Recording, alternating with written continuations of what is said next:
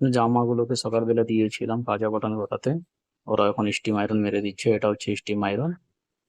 তো সঙ্গে থাকো বন্ধুরা, পুরো ব্লগ ভিডিওটি দেখতে থাকো আর চ্যানেলটিকে সাবস্ক্রাইব করো। Hello friends, welcome to my another blog.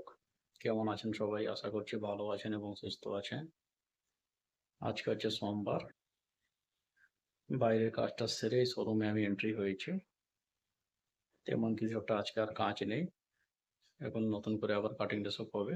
Cutting করার পর সেলাই হবে। আজকের বেশি কিছু কাজ ছিল না। যা কাজগুলো ছিল সেরে এখন শোরুমেই এন্ট্রি হয়েছি আমি। এখন সময় হয়েছে 10টা। কারখানায় এখন এন্ট্রি হলাম। সকালবেলা উঠে যে যার নাস্তা সব করে যে যার কাজে বসে গেছে। সবাই যে যার কাজ করছে নিজেদের।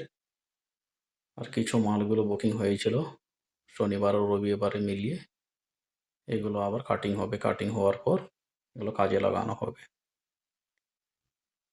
সবাই হাতে এখন হালকাই কাজ আছে, বেশি একটা কাজ নেই। যা হালকা হালকা কাজ আছে ওইগুলো করে নিচ্ছে। আবার কাটিংগুলো হলে ওরা আবার কাজ করবে। আমি এসেছিলাম শার্টগুলোকে যেখানে কাজাতে দিয়ে আসি, ওরা আয়রনে সব করে দেয়। এখানে বসে একজন কাজা করছে, মানে শার্টের হোলটা বানাচ্ছে। আমি এখন বসেই আছি, কেননা দুটো আর্জেন্ট শার্ট আছে, ওটাকে নিয়ে যেতে হবে। আমি বসেই ছিলাম, ও কাজাগুলো করছে। কাজাটা হয়ে যাওয়ার পর ওরা আয়রন মেরে দেবে। এটা হচ্ছে স্টিম আয়রন। স্টিম আয়রন, এর মধ্যে জল থাকে, এটা জল হয়ে বাষ্প হয়ে আয়রনের মধ্যে দিয়ে আসে। দিলে সেই জলের স্প্রেটা সঙ্গে আর আয়রনের হিটের সঙ্গে আয়রনটা করা হয়। সেই আর্জেন্ট জামাটা হয়ে গেছে, এটা আয়রন মেরে দিচ্ছে। এটাই হচ্ছে স্টিম আয়রন। এর সঙ্গে সেই মানে জলের বাষ্পটা বেরোবে সঙ্গে সঙ্গে, এটা প্রেস করলে, একটা সুইচ আছে ওইটাই দাবালে সে সঙ্গে সঙ্গে মানে বাষ্প হয়ে বেরোবে, আয়রনের হিটে পুরো একবারে সোজা হয়ে যাবে শার্টগুলো। এটা বলে কি, স্টিম আয়রন হলে জামা প্যান্ট এগুলো আয়রন ভালো হয়ে গেলো এর মধ্যে। তো যাই হোক, এ আয়রনটা করে ফেলছে, আরও দুটো শার্ট আয়রন করলে একসঙ্গে নিয়ে যাব।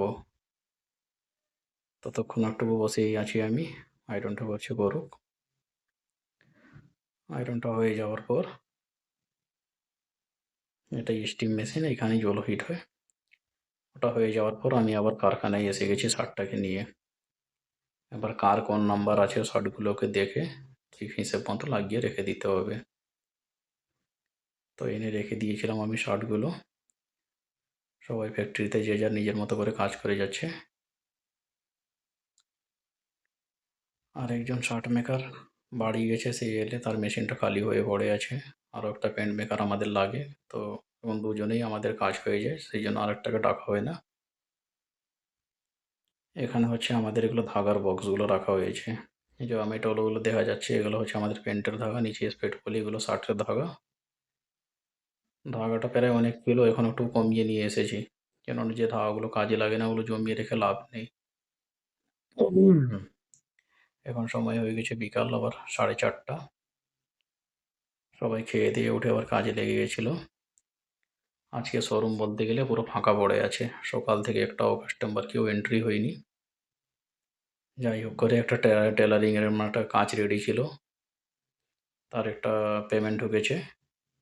আর অন্যান্য কিছু কাপড় পালও সেলিং হয়নি, কেননা কাপড় সেলিং হলেই আমাদের বুকিং পড়বে। শোরুমটা আজকে পুরো ফাঁকা ফাঁকা, পুরো খালি পড়ে আছে, সবাই বসে আছে, কাজ নেই, কী করবে। আমিও বসেছিলাম। এরই মধ্যে একটা বাসে পার্সেল আসার কথা আছে, ওটা গিয়ে নিয়ে আসতে হবে। ওটা যাই, ওটাকে পার্সেলটাকে নিয়ে আসি। এখন কাজের বাজারটাও একটু স্লো আছে। আমরা অন্যান্য সিটির দিকেও ফোন করেছি, ওদিকে ওদের কাজের বাজারটাও খারাপ আছে। আজকে সকাল থেকে একটাও আর কাস্টমার ঢোকেনি, মানে কিছু সেলিংই কিছু হয়নি। কিছু টেলারিংয়ের মালগুলো রেডি ছিল, ওরা টাকা দিয়ে নিয়ে গেছে। এখন পর্যন্ত মানে কিছু সেলিংই হয়নি। এখন মানে 7:30 বাজতে যায়, 9:30 দিকে ক্লোজ। আর কিছুক্ষণ সময় আছে, হয়তো কাস্টমার আসবে কিনা না যায় বলতে পারছি না। সকাল থেকে কেউ কাস্টমারই এন্ট্রি হয়নি।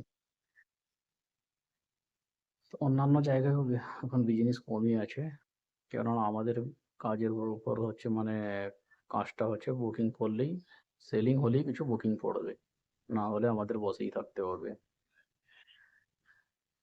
দেখা যাক আবার কাল কবে থেকে বিজনেসটা শুরু হয়। আমার এখন টেলার আছে, ৪ জন টেলার আছে। ৪ জনকে যদি আমি ভরপুর কাজ দিতে যাই প্রতিদিনের আমার কমপক্ষে ২ টো শার্ট মেকার মানে ২০ টা শার্ট দিতে হবে। ১০ টা ১০ টা করে। আর ২ টো প্যান্ট মেকার মানে যদি ৫ টা করেও দেই তাহলে ১০ টা প্যান্ট। এখন সেলিংই হচ্ছে না, কাজ কোথা থেকে দেবো? যাটুকু পুরোনো কাজগুলো ছিল ওইগুলোই করছে ওরা। দেখা যাক। এমন তো যাবে না, এই মাসে একটু বিজনেসটা কমই আছে। আর পরের মাস থেকে হয়তো বিজনেসটা আবার একটু বেশিই হবে। আবার যখন বিজনেস থাকে তখন সেলাই করার আমরা সময়ই পাই না। তখন কাজ আসতেই থাকবে, আসতেই থাকবে। তো সবসময় যে মাসটা একই রকম যে যাবে সেটা কথা না। কোনোদিন বিজনেস থাকবেও, কোনোদিন থাকবে না। ১ মাস যদি ভালো কাজ হয় তো ১ মাস একটু কমও যেতে পারে। তবে আমরা একটু সহ্য করে চলতে হয়। সবসময় যে সমান যাবে সেটা কথা না। এর আগেও অনেকবার এরকম হয়েছে। অনেক সময় কাস্টমার মানে সকাল থেকে রাত মানে ক্লোজ পর্যন্ত মানে বন্ধ হওয়া পর্যন্ত কেউ একজনও ঢোকেনি। এটা ১ম বার না। এর আগেও অনেকবার এরকম হয়েছে। সেটা নিয়ে কথা না। আবার যদি একদিন সেইভাবে কাস্টমার আসে তো সে আবার ১০ দিনের কভার করে নেয়। তো দেখা যাক আবার কবে থেকে বিজনেসটা শুরু হয়। বিজনেসটা শুরু হলে একটু নিজেদেরও ভালো লাগে। কাজ করার একটু ইন্টারেস্ট থাকে। এখন কাজের বাজার হালকা, সব জায়গায় হালকা, শুধু আমাদের এই জায়গা না। মানে পুরো ব্যাঙ্গালোরে আমার বন্ধুগুলো যেখানে তো ওরা কাজ করে সিটির দিকে। আমরা একটু সিটি থেকে একটু দূরেই আছি। ওদেরও ফোন করে জিজ্ঞেস করেছি, ওরাও বলছে ওদেরও কাজের অবস্থা ওইরকমই।